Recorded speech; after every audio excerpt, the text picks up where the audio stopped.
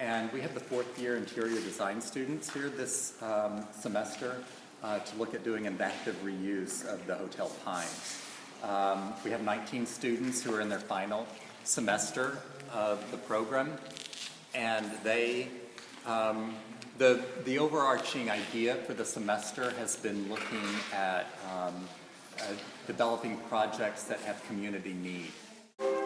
And they'll be challenged with coming up with a mixed-use project for the building. So from their research of the needs and challenges of Pine Bluff, they will be developing ideas for what could breathe new life into downtown Pine Bluff and how to best use this building and its historical character.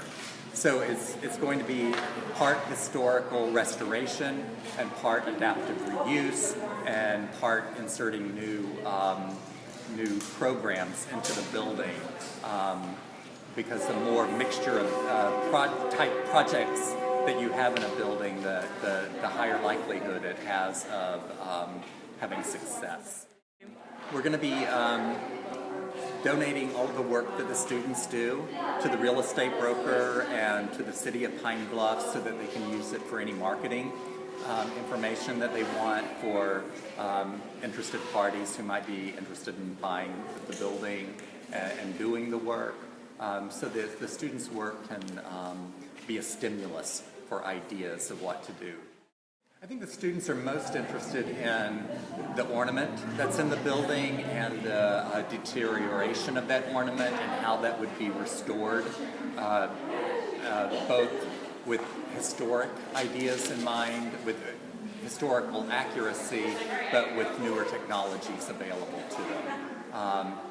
They paid a lot of attention to the way that the mechanical systems were routing through the building and how one would bring the building up to current needs without impacting the shell of the building too negatively.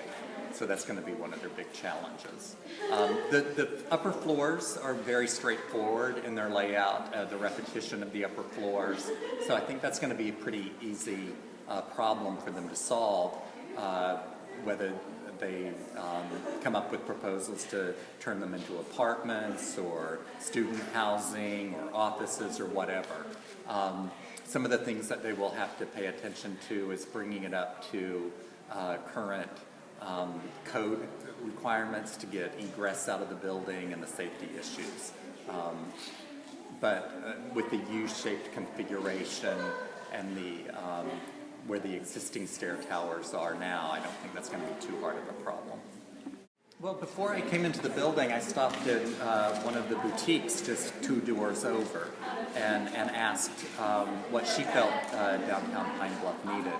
And she said eateries, more space for shops, offices, and some other ideas that I've heard floated were low-cost housing,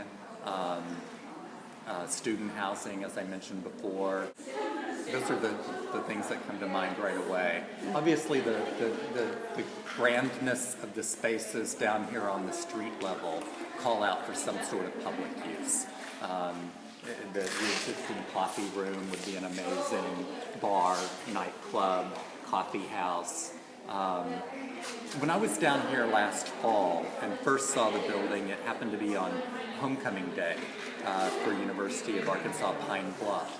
And I noticed that they had a homecoming dance on the streets down here. And that made me think about how right now it appears that there could be a disconnect between University of Arkansas campus and downtown.